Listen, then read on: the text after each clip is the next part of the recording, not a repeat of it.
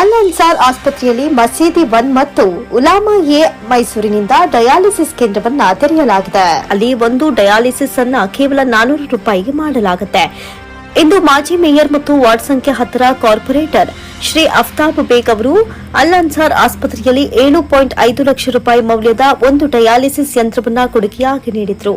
ಹೌದು, ಎನ್ಆರ್ ಕ್ಷೇತ್ರದ ಶಾಸಕ ಶ್ರೀ ತನ್ವೀರ್ ಸೇಠ್ ಅವರ ಸಮ್ಮುಖದಲ್ಲಿ ಇಂದು ಕಿಡ್ನಿ ರೋಗಿಗಳಿಗೆ ಡಯಾಲಿಸಿಸ್ ಅನ್ನ ಅಫ್ತಾಬ್ ಬೇಗ್ ಅವರು ನೀಡಿದ ಯಂತ್ರದ ಮೂಲಕ ಮಾಡಲಾಯಿತು.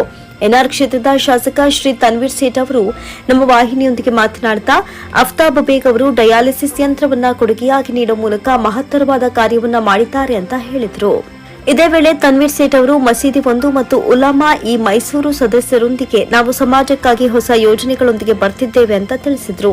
ಒಟ್ಟಾರೆ ಮಸೀದಿ 1 ಮತ್ತು ಉಲಾಮಾ ಎ ಮೈಸೂರು ಸದಸ್ಯರ ಈ ಡಯಾಲಿಸಿಸ್ ಯೋಜನೆಯು ನಿರ್ಗತಿಕರಿಗೆ ತುಂಬಾ ಸಹಾಯಕವಾಗಿದೆ. ಒಂದು ಡಯಾಲಿಸಿಸ್ಗೆ ಕೇವಲ 400 ರೂಪಾಯಿಗಳೊಂದಿಗೆ ರೋಗಿಗಳಿಗೆ ಪಿಕಪ್ ಮತ್ತು ಡ್ರಾಪ್ ಅನ್ನು ಕೂಡ ಉಚಿತವಾಗಿ ಮಾಡಲಾಗುತ್ತೆ. ಈ ದಿನದಂದು ಅನೇಕ ನಾಯಕರು, ರಾಜಕಾರಣಿಗಳು ಮತ್ತು ವೈದ್ಯರು ಉಪಸ್ಥಿತರಿದ್ದರು. ಮಾಜಿ ಮೇಯರ್ ಮತ್ತು 10ನೇ ವಾರ್ಡ್ ಕಾರ್ಪೊರೇಟರ್ ಅಫ್ತಾಬ್ ಬೇಗ್ ಅವರು ಅಲ್ ಅನ್ಸರ್ ಆಸ್ಪತ್ರೆಯಲ್ಲಿ ಡಯಾಲಿಸಿಸ್ ಯಂತ್ರವನ್ನ ದೇಣಿಗೆ ನೀಡುವ ಬಗ್ಗೆ ಮತ್ತಷ್ಟು ತಿಳಿದುಕೊಳ್ಳಲು ನಮ್ಮ ಚಾನೆಲ್ ಮೈಸೂರು ನ್ಯೂಸ್ 21 ನೊಂದಿಗಿರಿ. अल्हम्दुलिल्लाह, ये अल्लाह का लाख लाख शुक्र एहसान है। ये कोशिश कई सालों से चलती आई है और वाकई अल्लाह के फजल से ना ये आज ये हमारी कोशिश नतीजा रंग ला रही है। अल्लाह के रजामंदी के लिए मस्जिद को मरकज बनाकर हर मस्जिद अपनी जो खुतूत है, मस्जिद का जो जुडिक्शन है, यहाँ एक मिसाली तौर से है ना मस्जिद है ना काम करना, ये हमारा एक मंसूबा 2017 में इसे एक नई कोशिश जारी में लाने के लिए रियासती वक्फ बोर्ड के जरिए, उस वक्त वक्फ बोर्ड तश्कील नहीं दिया गया था, एडमिनिस्ट्रेटर मोहम्मद मोहसिन रहे और वजीर औकाफ के हैसियत से मैंने इस चीज़ को है ना अमल में लाने की कोशिश की थी। और हमारी इसमें यह कोशिश थी कि मस्जिद की जो कमेटी है, ये उनके जिम्मा है कि मस्जिद के हल्का, जो हल्का मस्जिद है, कोई भूखा ना रहे, कोई तालीम से महरूम ना रहे, और अगर किसी को दवाई की या कोई ज़रूरत है तो अल्लाह का घर उस चीज़ के लिए काम करेगा। और ये कोशिश उस दिन जो शुरू हुई, अल्हम्दुलिल्लाह उसके बाद मस्जिद 1 मूवमेंट आया। उनकी मेहनत दीन के काम के साथ साथ मस्जिद 1 के ये कॉन्सेप्ट को है ना समझाने में कई साल उनके भी निकल गए। आज अल्हम्दुलिल्लाह अल्हम्दुलिल्लाह हमारी ये कोशिश देखी जा रही है कि डायलिसिस के लिए लोगों को मुफ्त तरीके से उनको है ना उनके इलाज में जो सिस्टम है इसको है ना लाना है। मस्जिद 1 के जानिब से 400 रुपया इस डायलिसिस के लिए दिया जाएगा। हालांकि इसमें है ना हॉस्पिटल को इसमें किसी भी तरीके का नफा नहीं है। यहाँ जो करंट यूज हो रहा है, जो अपना स्टाफ डाल रहे हैं, जो जगह हमने दी है, और इसके साथ साथ आज अल्हम्दुलिल्लाह 7 डायलिसिस मशीन कल तक काम कर रहे थे। आज आफ्ताब बेग उन्होंने एक कोशिश उनकी रही कि उन्होंने एक नई डायलिसिस मशीन दी है, जिनसे 8 मशीन मिले हैं हमें, और अल्हम्दुलिल्लाह पूरे 8 मशीन को दिन के 3 साइकिल के हिसाब से पूरे तौर से ये काम कर रहे हैं। मैं गुज़िश्ता 2 दिन पहले भी आया था, तो यहाँ सिर्फ एक आरओ प्लांट चल रहा है, उसमें उसका और इजाफा करने के लिए हॉस्पिटल कोशिश करनी है।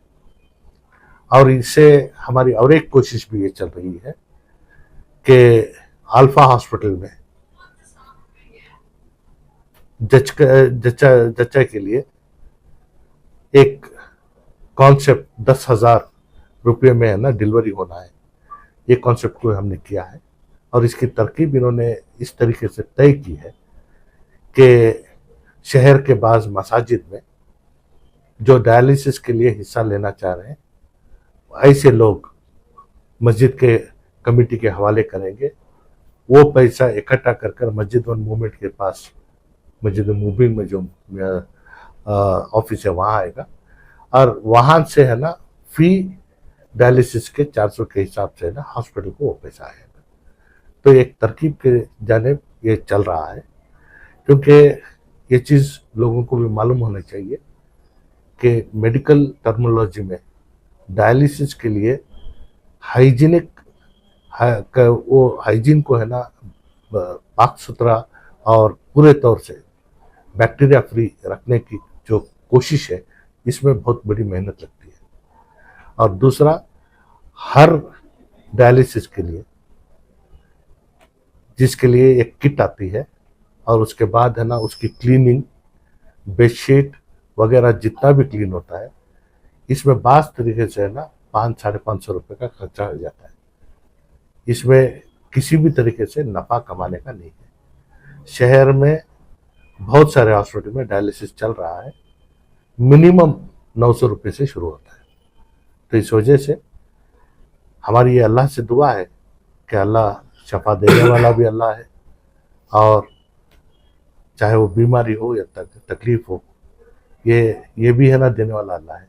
तो इससे है ना हम पनाह मांग कर जो खिदमत आज मस्जिद वन मूवमेंट के ज़रिए बाज़ जो भी इसमें हिस्सा लेकर काम कर रहे हैं, और इस चीज़ को है ना ताय तकमील तक ले जाने में अल अंसार हॉस्पिटल जिस तरीके से खिदमत दे रही है, अल्लाह इन तमाम के खिदमत को कबूल करे और साथ ही साथ इसे और मजीद तरीके से आगे ले जाने की भी कोशिश होनी चाहिए। आज इस बात को हमें समझना भी है और इसे टुटलाने की है ना कोई कोशिश भी नहीं कर सकता, क्योंकि मुसलमान के ऊपर एतबार खो गया है। क्योंकि रियासत और मुल्क के सतह पर जितने मुसलमानों के स्कीम्स नए नए तरीके से आए, इन तमाम में जिस कदर धोखे हुए हैं, तो इससे है ना मुसलमान के ऊपर एतमाद खोते जा रहा है। इस एतमाद को फिर से बनाए रखना और साथ में खिदमत के मंसूबे को आम करना और सिर्फ अल्लाह के रजामंदी के लिए काम करना, ये हमारे लिए अल्लाह ये तौफीक दे। और इसमें आज आफ्ताब बेग जिस तरीके से हिस्सा लिए हैं, मजीद तरीके से और दूसरे भी अगर हिस्सा लेना चाह रहे हैं, तो इसे जो तरकीब है इसमें जानकर आगे आने की मैं अपील करते हुए मैं अल अंसार हॉस्पिटल के जितने मैनेजमेंट के हैं उन तमाम को मैं शुक्रिया अदा करता हूं। और साथ ही साथ अनकरीब में डिलीवरी के लिए अल्फा हॉस्पिटल में मस्जिद वन मूवमेंट से ही प्रोग्राम डालकर हम शुरू करने वाले हैं। सर, ये जो डायलिसिस का जो प्रोजेक्ट है, क्या दूसरे सिटीज में भी लाने का प्लान है? नहीं, देखिए, इससे आज रियासत के 13 जिलों में है ना मस्जिद वन मूवमेंट का मीटिंग चल रही है और उनको भी है ना इस जो नेटवर्क में है ना लाने की कोशिश चल रही है। इंशाल्लाह अल्लाह है ना जब भी तौफीक देगा और मजीद तरीके से जो कोई भी जुड़कर काम करना चाहेगा, इसमें बाहर का सोचने से पहले अपने शहर का, अपने घर का अगर हम कोशिश करें तो शहर में इसे और मजीद तरीके से काम करने की ज़रूरत है। अस्सलाम वालेकुम रहमतुल्लाहि वबरकातुहू।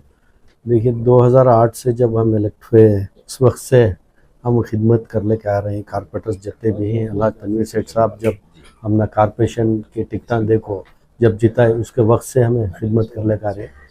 ये सेकेंड टाइम जब हम जीते हैं, तब हमारे वाड़ा में कोई आता आदमी आकर पैसे दिए तो नहीं लेते थे। हमने एक डायलिसिस करा के, एक टाइम का वक्त का डायलिसिस करा, ऐसे ही पंडू साहब की वार्ड में सब कारपोरेटर का एक ये था, तो पैसे देने थे, हमने वक्त का डायलिसिस करा। तब मेरे दिल में एक ख्वाहिशात थे कि हम इंशाल्लाह कुछ करना घर को। जब मस्जिद वन मूवमेंट जब आए तब ये मीटिंग हमें बातचीत चले ऐसा ऐसा ऐसा करना घर, हमें इंतज़ारी में थे। उनके साथ हमें भी जितने भी कारपेंटर हैं, तनवीर सेठ है, हमारे साथ MLA साहब हैं, उनके साथ जो है जुड़कर हमें ये काम करना है। इस वास्ते हमें कोशिश थी कि अल्हम्दुलिल्लाह इससे स्टार्ट करेंगे करके मैंने शुरुआत की। आगे आने वाले दिनों में जो है इसमें इजाफा हुआ तो आप और क्या क्या करने का जो है सोचेंगे? बेशक इंशाल्लाह हमें मई वंटी कर हर कारपेंटर करने की ख्वाहिशात है, सब कर रही है। इनके साथ हमारा जान माल के साथ हमें खिदमत में रहती। चलो, सुबह से एक हमें भी फोन आके पता चला कि भी इस मशीन की कीमत क्या है, वो जानना चाहते हैं क्योंकि इसकी क्या कीमत है, इसका जो है कहाँ से ये डिलीवर होता है, क्योंकि वो भी चाहते हैं कि वो बेशक इसकी कीमत 7.5 लाख कुछ है। वो जो है ये जो इसकी कीमत 7.5 लाख है, जो यहाँ ही हमारे अल अंसार से ही बुक कराना 3 से 4 वीक होता है एक मशीन आने में। इस वास्ते थोड़ी तकलीफ है एक मशीन ले लगाने में। अभी इंशाल्लाह 2 मशीनें आने वाले हैं, वो दूसरे स्पॉन्सर कर रहे नहीं, वो मालूम नहीं है मुझे। अस्सलाम वालेकुम रहमतुल्लाहि व बरकातुहू। अल्हम्दुलिल्लाह मैसूर में इससे पहले भी हमने देखा था कि 3 तरह के ऑर्गेनाइजेशंस, 3 तरह के लोग जब मिलकर काम करते हैं तो किस तरह काम बहुत आसानी से और बहुत ज़्यादा वसी हो सकता है। एक तो गवर्नमेंट के इंस्टीट्यूशंस, जनरल पब्लिक और फिर हॉस्पिटल्स वाले। कोविड में भी हमने देखा था, कोविड सेंटर्स के सेटअप में भी कि गवर्नमेंट से भी ताउन लिया गया, प्लस जनरल पब्लिक ने भी साथ दिया, प्लस हॉस्पिटल के लोगों ने भी साथ दिया, तो मिलकर काम किया तो बहुत काम आसान हो गया। इस वक्त हेल्थ केयर का कॉस्ट इतना ज़्यादा है कि आम लोग उसको अफोर्ड नहीं कर सक रहे। तो इस सिचुएशन में भी मसले का हल यही है कि गवर्नमेंट से जो सर्विसेज मिल सकते हैं उनसे भी लें, जनरल पब्लिक भी सपोर्ट करे, प्लस हॉस्पिटल भी अपनी तरफ से सर्विस के लिए तैयार हो जाए। जब तीनों मिलेंगे तो फिर सोल्यूशन सामने आएगा। तो बिल्कुल यही रुख डायलिसिस का भी हो रहा है अल्हम्दुलिल्लाह कि पब्लिक की तरफ से 500 मस्जिद वन मूवमेंट की तरफ से 500 रुपीज़ पर पेशेंट वो कॉस्ट बेयर कर रहे हैं, पेशेंट खुद भी 400 रुपीज़ बेयर कर रहे हैं, और एक्चुअल खर्चा पर डायलिसिस हमारा 1200 तक आता है, स्टाफ का और कंज्यूमेबल्स का मिलाकर पर डायलिसिस खर्चा उतना आता है। तो तीनों के एफर्ट्स मिलेंगे तो फिर पेशेंट को हम अफोर्डेबल बना सकेंगे। इसी तरह पूरे सर्विसेज का भी मामला है कि सब मिलकर कम्युनिटी के सपोर्ट के साथ में होगा तो फिर हॉस्पिटल भी सस्टेन कर पाएंगे, खदमत दे सकेंगे। सर, अब तक कितने पेशेंट्स को डायलिसिस करते हैं? नॉर्मली हमें यहाँ पर मंथ 125 डायलिसिस हमारे हो रहे थे 7 मशीन के साथ में। एक्चुअल कैपेसिटी पर मशीन की पर डे मैक्सिमम 4 डायलिसिस कर सकते हैं, एक महीने में 100 डायलिसिस करते हैं एक मशीन में। तो कैपेसिटी तो 600-700 करने की है, लेकिन पेशेंट्स चूंकि अफोर्ड नहीं कर सकते, हमारा तकरीबन 1000-1200 के करीब रेट था। अब अल्हम्दुलिल्लाह बात चली है 400 रुपीज़ में हो रहा है। तो अब इस वक्त में और पेशेंट्स एड ऑन हुए हैं, तो इस महीने से नियरली 250 डायलिसिस होंगे और पेशेंट्स आते रहेंगे, तो तकरीबन 600-700 डायलिसिस पर मंथ करने की इसी इंफ्रास्ट्रक्चर में हमारी कैपेसिटी है इंशाल्लाह। सर, एक वक्त था डायलिसिस नामो निशान नहीं था, बिल्कुल आका-जुड़ा लोगों में था, आज ये एक मामूल बन चुका है सर। इसकी वजह क्या है सर? मल्टीपल रीजंस हैं, उसमें सबसे कॉमन और सबसे मोस्ट कॉमन रीजन जो है डायबिटीज की वजह से। पहले डायबिटीज उतना नहीं होता था, बहुत कॉमन हो गया most of the time food habits की वजह से और एक्सटर्नल फूड्स, प्रिजर्वेटिव्स और आर्टिफिशियल स्वीटनर्स, इन चीज़ों की वजह से डायबिटीज कॉमन हो गया। तो डायबिटीज की वजह से किडनी डैमेज भी बहुत कॉमन हो गया। तो जिस तरह बीपी, शुगर और कोलेस्ट्रॉल के मामले हार्ट को अफेक्ट कर रहे हैं, इसी तरह वही रीजंस किडनी को भी अफेक्ट कर रहे हैं, जिसकी वजह से डायलिसिस कॉमन हो गया है। क्या हाल ही दिनों में जिस तरह आप कर रहे हैं, क्या पेशेंट्सों में, मरीजों में इजाफा हो रहा है? अल्हम्दुलिल्लाह ऑलरेडी पहले हमारे 17 पेशेंट्स, तकरीबन 14 पेशेंट्स 125 डायलिसिस हो रहे थे। अब 24 patients with in 1 month 10 patients बढ़ गए हैं, तो 250 डायलिसिस इस महीने से सर, आप हो जो जाएंगे। वजूहत बताएं डायलिसिस की, इसमें एक आम बात ये भी है कि क्या पेशाब को रोकने से ऐसा कुछ होता है? नहीं, पेशाब आदमी किडनी डैमेज हो जाए इतनी देर तक रोक नहीं सकता, चला जाता है। अलबत्ता डिहाइड्रेशन की वजह से, पानी कम पीने की वजह से नुकसान हो सकता है, और मेडिसिन की वजह से नुकसान हो सकता है। जो बेधड़क मेडिसिन लेते रहते हैं बगैर प्रिस्क्रिप्शन के, बगैर सुपरविजन के, तो उन मेडिसिन की वजह से भी काफी डैमेज हो सकता है। शुक्रिया। एक मरतबा जिस तरह जनाब आफ्ताब बेग साहब मशीन आपको दिला कर रही है, उसके पीछे उसके क्या सर्विसेज रहेंगे, आप उसका क्या करेंगे? जी अल्हम्दुलिल्लाह, मेडिसिन अल्लाह ताला उनको जज़ा खैर दे, फौरन पहले ही दिन उन्होंने लाकर पूरा अमाउंट डिपॉजिट कर दिए थे, अल्लाह जज़ा खैर दे। मशीन भी आ गई, इंस्टॉल भी हो गई, आज से फंक्शन इनॉग्रेशन भी हो गया है, फंक्शन स्टार्ट हो जाएगी। एक तो मशीन का खर्चा है 7,38,000 पर मशीन कॉस्ट हो रहा है इंक्लूडिंग टैक्सेस हमारा। साथ में जो हम जो पेशेंट के पास और जो मिलकर खर्चा उठा रहे हैं वो वर्किंग कॉस्ट है। मशीन का कॉस्ट कहीं से भी हम सिर्फ डोनेशन से लिए हैं। वर्किंग कॉस्ट हमारा कंज्यूमेबल्स का, जो उनके लिए सुइयां इस्तेमाल, आईवी कैनुला इस्तेमाल होता है, ट्यूबिंग्स इस्तेमाल होते हैं, तकरीबन 750 से 800 रुपए तक पर पेशेंट कंज्यूमेबल्स इस्तेमाल हो जाते हैं। स्टाफ के सैलरीज के अलावा, स्टाफ के सैलरीज प्लस यूटिलिटीज वगैरह मिलाएं तो नियरली 1200 पर पेशेंट खर्चा आता है। तो रेगुलर खर्चे के लिए तो सबकी सपोर्ट की जरूरत पड़ती है। जब मशीन की जरूरत पड़ेगी उस वक्त हम अप्रोच करेंगे। उस वक्त में बहुत सारे लोग मशीन डोनेट करने के लिए आगे भी आ सकते हैं, इंशाल्लाह सबको ऑप्शन मौजूद है। बिस्मिल्लाहिर्रहमानिर्रहीम।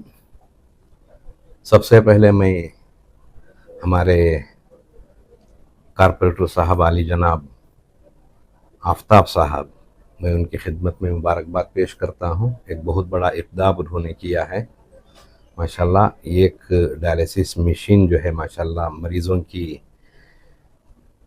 इलाज के लिए और ख़ुसूसियत के साथ डायलिसिस पेशेंट के लिए एक सहूलत उन्होंने की है। मैं उनकी खिदमत में मुबारकबाद पेश करता हूँ। और उसके साथ साथ हमारे अली जनाब अलहाज तनवीर सेठ साहब माशाल्लाह, इन तमाम चीज़ों में उनकी सरपरस्ती रही है। मैं आपकी खिदमत में मुबारकबाद पेश करता हूँ। बीमारी सेहत अल्लाह तबारक व तआला के हाथ में है। बीमारी अल्लाह देने वाले, सेहत अल्लाह देने वाले। सबसे पहले बीमार के लिए ज़रूरी है कि अल्लाह की तरफ रुजू हों, अल्लाह से दुआ करें, फिर उसके बाद कुछ सदक़ा खैरात करें, इसलिए कि सदक़ा और खैरात से अल्लाह ताला बलाओं को, मुसीबतों को दूर फरमाते हैं।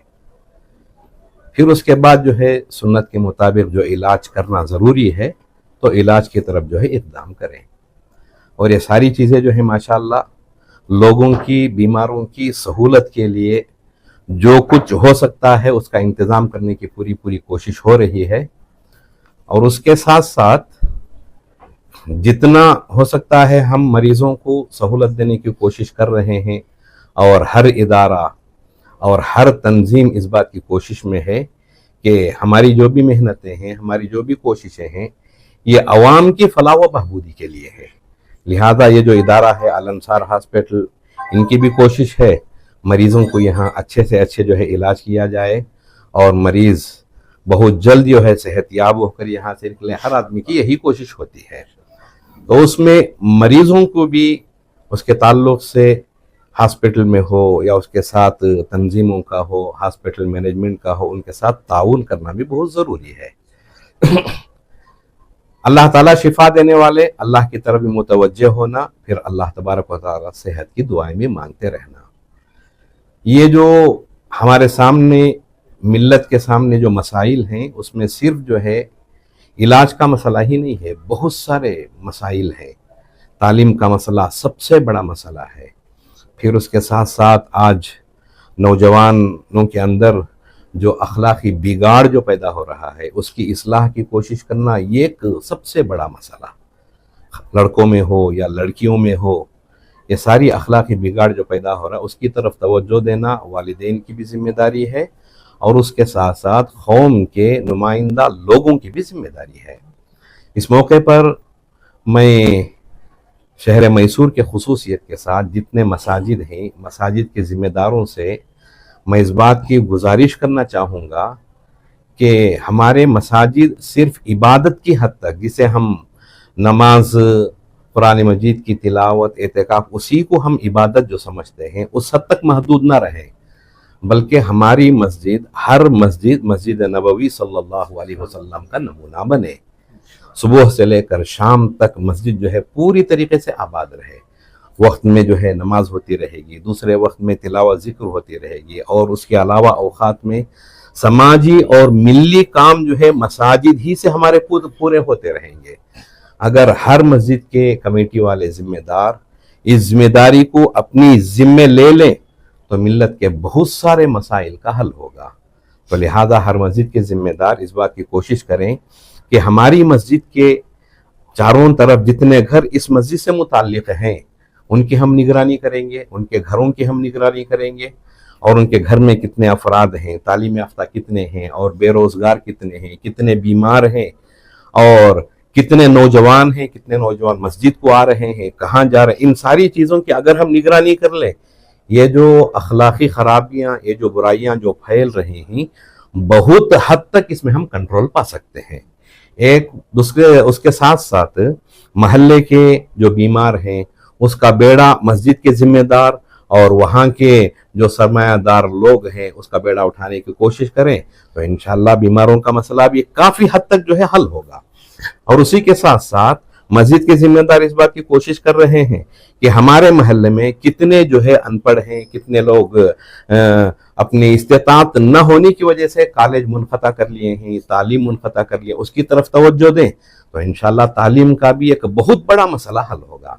इसलिए मैं शहर मैसूर के मसाजिद के जिम्मेदारों से मैं गुजारिश करता हूँ कि हमारी मस्जिद की हद तक रमज़ान आया तो माशाअल्लाह मस्जिद के लिए पूरी रंग रौनक, उसके लिए क्या क्या होना, सारी चीज़ें उसका इंतज़ाम में लगे रहते हैं। फिर जो है मस्जिद जो है सिर्फ 5 वक्त इबादत के लिए जो है रहती है, 5 वक्त नमाज के लिए ऐसा ना हो, बल्कि मस्जिद के जिम्मेदार इस बात को अपनी जिम्मेदारी समझकर ठान लें कि हमारी मस्जिद से मुताल्लिक जितने घर हैं उन तमाम घरों की हम निगरानी करेंगे, उन तमाम के मसाइल का हम अपनी मस्जिद से सोचेंगे। अगर ये इंशाल्लाह ये फिक्र अगर पैदा हो तो इंशाल्लाह बहुत सारे मसाइल हल हो जाएंगे और अल्लाह तबारक व तआला इन मेहनतों को जो है ज़रिया बनाकर सारे मसाइल को अल्लाह तबारक व तआला हल फरमाएंगे। इसलिए कि मसाइल के हल फरमाने वाले अल्लाह की ज़ात इन मसाइल को पूरा करेगी। अल्लाह